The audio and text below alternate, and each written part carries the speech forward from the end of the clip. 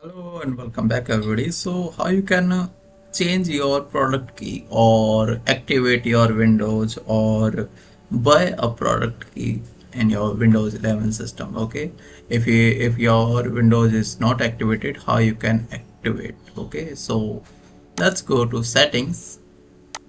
Okay, here you can see systems and the last option about, and here you can see product key and activation. Okay, so click on it. As you can see, my window is not activated. Okay, so it's not activated. Okay, so if you have already a key, you can change from here.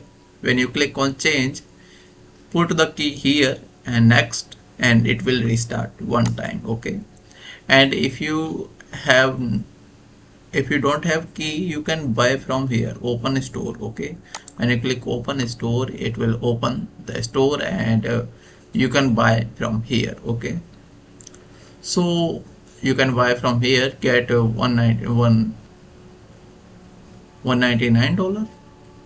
It's quite a premium. So that's it for today, and I'll see you in the next video. Thank you for being here. Bye.